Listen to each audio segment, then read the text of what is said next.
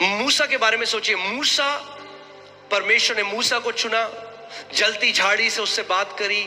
उसके बाद हम देखते हैं कि मूसा ने बड़े बड़े चमत्कार, चिन्ह और चमत्कार देखे। आज मसीह लोगों की यही दिक्कत है कि सारे मसीह ना चिन्ह मांग रहे हैं परमेश्वर से।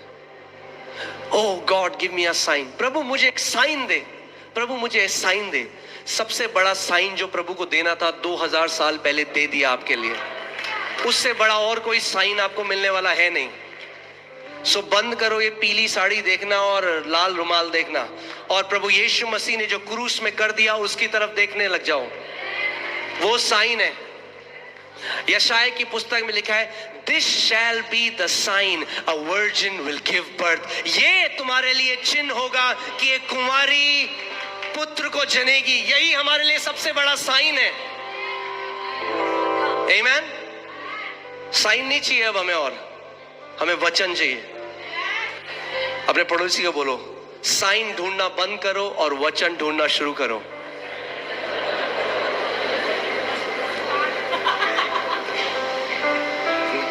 पास्टर हम ना प्रभु से साइन मांग रहे हैं। साइन, अरे वचन मांगो उससे। वचन से जीवनों को बदलता है वो। आमीन। सो हमें विश्वास का आत्मा है, इसीलिए मैं बोला। आप जानते हैं विश्वास जो चीज है, कई मसीह ऐसे हैं उनको नहीं समझ में आता है विश्वास किस चिड़िया का नाम है। विश्वास ये बोलते हैं, सब लोग बोलते हैं हाँ जी आप पे विश्वास है, बिल्कुल है। अच्छा, विश्वास अगर है तो छुपा के नहीं रख सकते आप। कोई विश्वासी नहीं है जो कहे मेरे अंदर बहुत विश्वास है, बस छुपा हुआ है, मुझे भी नहीं मिलता जब ढूंढना होता है। विश्वास आप छुपा नहीं सकते, अपने से भी और औरों से भी। अगर विश्वास का जीवन जियोगे, हर किसी को पता लग जाएगा आपके अंदर विश्वास है। प्रभु यीशु मसीह ने कहा, एक लैंप जब जलता है, एक दिया जब जलता है, उसको नहीं छुपा के रख सकते। एक शहर जो पहाड़ की चोटी के ऊपर है, वो हर किसी को दिखाई देगा। जब विश्वास में चलोगे तो आपकी जय हर किसी को दिखाई देगी। आपके जीवन में परमेश्वर के बड़े बड़े काम हर किसी को दिखाई देंगे। आमीन। विश्वास नहीं दिखाई देगा उनको, मगर विश्वास का प्रगटीकरण जरूर दिखाई देगा। आमीन। ऐसा नहीं हो सकता कि हम विश्वास में चल रहे हैं और हम जीवन में हम हार को देख रहे हैं हर समय। हार में चलना हमारा नैरेटिव नहीं है, स्ट्रगल में चलना हमारा नैरेटिव नहीं है। हाँ, प्रभु यीशु मसीह ने चीजें आएंगी हमारे विरोध में, ध्यान से सुनिएगा इस बात को। मसीह में चलना केक वॉक नहीं है। मसीह में चलना ऐसा नहीं है कि मखमल का कपड़ा बिछा है, अब कोई हमारे ऊपर परेशानियां नहीं आएंगी। बाइबल में लिखा है, धर्मियों के ऊपर तो और भी विपत्तियां आती हैं, मगर परमेश्वर ने सबसे निकालता है। यानी जितने टेस्ट शैतान आपके विरोध भेजेगा, उतनी टेस्ट मनी आपकी लाइफ में होंगी।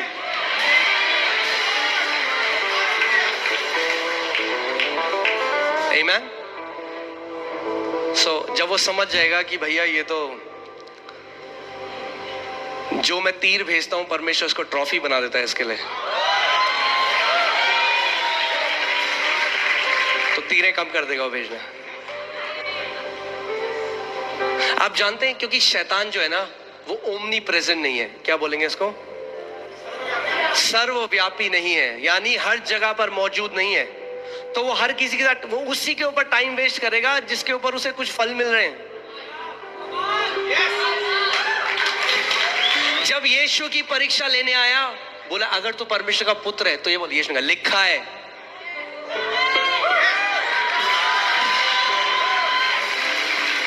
अच्छा, फिर उसने दूसरी परीक्षा दी, यीशु ने कहा लिखा है। फिर उसने बोला, यीशु ने कहा लिखा है, और बाइबल कहती है वो वहां से चला गया। आप लोग कह रहे हो 6 महीने हो गए शैतान पीछे क्यों नहीं जा रहा? क्योंकि नहीं बोल रहे हो जो लिखा है। मुंह खोलो और बोलो जो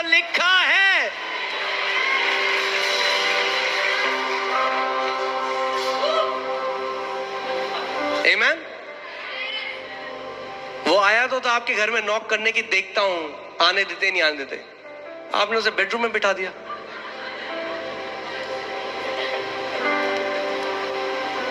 बाइबल ये नहीं कहती कि शैतान 24 घंटे रहा, आया, परीक्षा ली, जब हार गया तो चला गया, और फिर बोला फिर आऊंगा। तो फिर जब आएगा तो फिर क्या होगा? फिर बोलो लिखा है।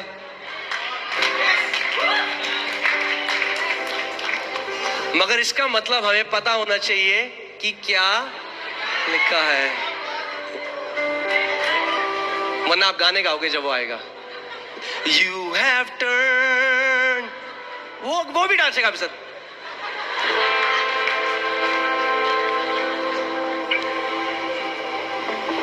हम गाने परमेश्वर के लिए गाते हैं, शैतान के लिए नहीं। शैतान को बोलते हैं शैतान लिखा है। आमीन। और बाइबल बताती है कि ये हम परमेश्वर का जो वचन है वो आत्मा की तलवार है। आमीन। इसका मतलब बाइबल कहती है इन दैट इविल डे, यानी आप जानते हैं कि विश्वासी के जीवन में गुड डेज हैं, अच्छे बहुत सारे मल्टीपल दिन है, और एक इविल डे, एक दिन है जब वो डिसाइड करता है ये व्यक्ति है, इसको पकड़ो। तो आप उस दिन फील करेंगे कि वो थॉट्स डाल रहा है आपके अंदर, लक्षण डाल रहा है, वो एक दिन है। मगर अगर आप डटे रहे, परमेश्वर के वचन को बोलते रहे, तो वो हेडक्वार्टर फोन करते हैं, भाई कुछ नहीं हो रहा, वो कहते हैं चलो दूसरे के पास चल जाओ, टाइम वेस्ट मत करो, अपना टाइम बहुत कम है पृथ्वी पे, अपना टाइम आने वाला है, सो उसी पे जाओ जहां कुछ फल मिल रहे हैं। जो अड़ी गए, नहीं हिल रहा, बार बार वचन बोल रहे हैं, वो बोलेंगे मैं यहां गया था, बड़ी मार पड़ी। तो फिर वो बोलेंगे अच्छा अब से यहां मत जाना।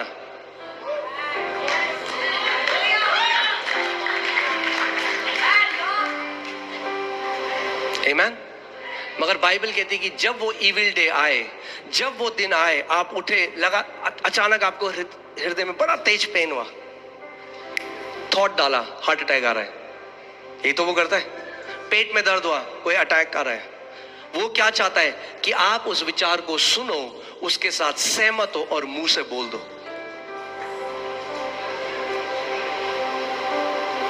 यही तो वो चाहता है। मगर उस समय ध्यान सुनना मेरी बात को, शैतान हमारे शरीर में लक्षण दे सकता है, आपको बीमार नहीं कर सकता जब तक आप सहमति ना लें उससे। लक्षण आना और वो बीमार होना दो अलग बातें हैं।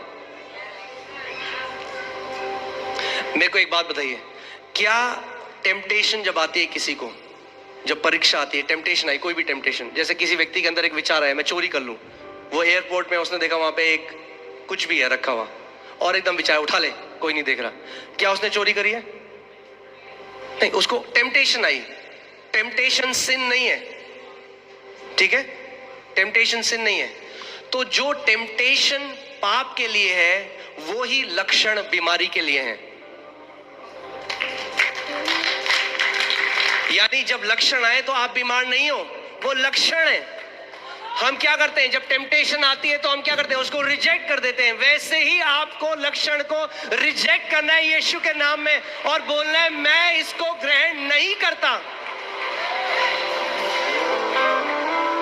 यही तो शैतान चाहता है उस समय। आप जानते हैं, क्योंकि शैतान परमेश्वर के स्वरूप में नहीं बनाया गया, मगर हम बनाए गए। हमारे शैतान की जीभ में अगर जीवन और मृत्यु होता, सबको मार चुका होता अभी तक, खुद सोचो। मगर हमारी जीभ में जीवन और मृत्यु है। वो हमसे इतनी नफरत करता है कि अगर उसको परमेश्वर ने उसकी जुबान में मृत्यु की ताकत दे दी होती, हर एक विश्वासी अभी मर चुका होता। उसके पास कोई ताकत नहीं है। परमेश्वर का वचन कहता है यीशु मसीह ने क्रूस में उसका खुल्लम खुल्ला मजाक बनाया और उसको उसकी सारी सामर्थ उधेड़ दी। जैसे आपने देखा कभी, आप गए, मैं माफी चाहता हूं अगर कोई वीगन है यहाँ पे, क्योंकि ये उदाहरण बड़ा नॉन वेजिटेरियन होने वाला है। अब अगर आप किसी बुचर के पास जाते हैं, कसाई के पास जाते हैं, अगर आप गए हैं कभी, अब तो घर पे आता है, जब पहले जाते थे तो वो मुर्गा लेता रहा, मुर्गा फड़वा और उसके बाद वो सारे पंख उधार देता। प्रभु यीशु मसीह ने शैतान के साथ यही किया क्रूस के ऊपर। उसकी सारी सामर्थ, उसका सारा अधिकार, जैसे मुर्गे से कसाई उधारता है, यीशु मसीह ने उससे उधार दिया।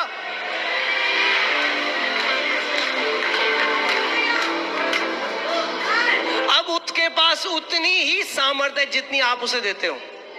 और कैसे दे, वो जानता है, वो ये बात जानता है। क्यों नफरत करता है हमसे? क्योंकि हमें परमेश्वर ने अपने स्वरूप में बनाया।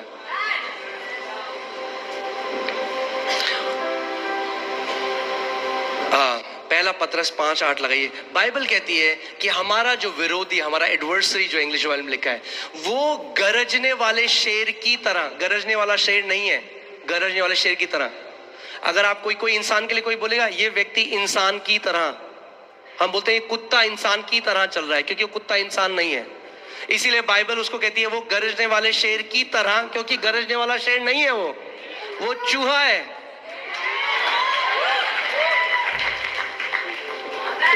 परमेश्वर के दास रेनार्ड बॉन्की कहते थे कि जब परमेश्वर के वचन का प्रकाशन आता है तो लाइट आती है।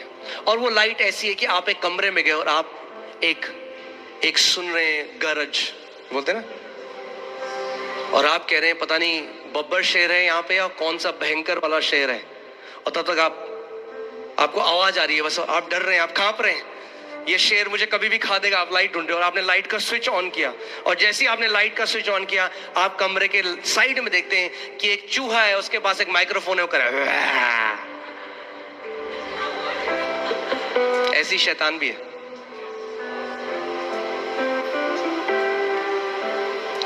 वो इतना सामर्थ्य नहीं है जितना कलीसिया ने उसको बना दिया है।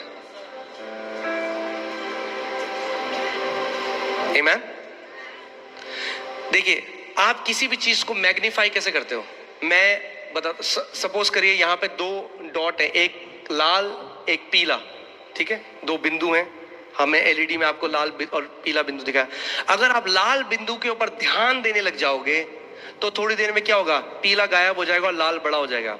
यानी जिस चीज को भी आप फोकस करते हो बड़ा हो जाता है, जिसको हम कहते हैं मैग्नीफाई, जिसका मतलब है वर्शिप। हम क्या करते हैं? जब हम परमेश्वर पे हम परमेश्वर के बारे में सोचते हैं, उसके बारे में बातें करते हैं, तो हम उसको मैग्नीफाई करते हैं, उसको बड़ा करते हैं। मगर वैसी कई मसीह हैं, वो शैतान को मैग्नीफाई कर रहे हैं, क्योंकि 24 घंटे बात करते हैं, अरे शैतान ने ये कर दिया, हमारे ऊपर जादू टोना हो रखा है, शैतान ने हमारे लिए ये कर दिया।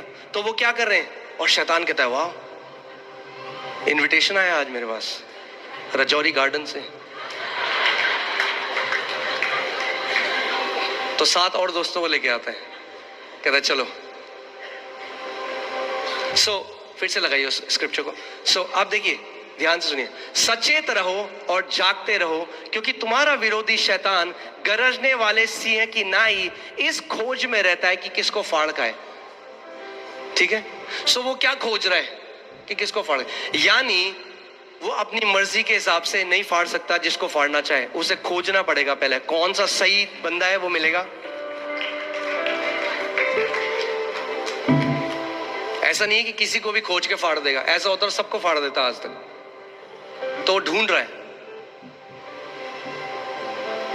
आप जानते हैं इजरायली क्यों मर गए उस रेगिस्तान में? आप जानते हैं क्यों? क्योंकि वो कुड़कुड़ाने और बुड़बुड़ाने लगे। जैसे जब हम प्रेज करते हैं, परमेश्वर की आराधना करते हैं और हम परमेश्वर के नाम को मैग्नीफाई करते हैं, और बाइबल बताती है स्वर्गदूत एक्टिवेट हो जाते हैं, वैसे ही जब कोई व्यक्ति कुड़कुड़ाता और बुड़बुड़ाता है तो वो डिस्ट्रॉयर को रिलीज कर देता है अपने जीवन में, नाश करने वाले को रिलीज कर देता है। अगर आप एक जय का जीवन जीना चाहते हैं तो एक धन्यवादित जीवन जिया करिए। रोज सुबह जब आप उठते हैं, अपने हाथों को उठाएं और परमेश्वर को धन्यवाद दें। प्रभु, तूने मेरे लिए क्या कुछ कर दिया है अपने पुत्र के बलिदान के द्वारा। आमीन। शैतान ढूंढ रहा है कि किसको फाड़ खाए। वो कब आपको फाड़ खाएगा?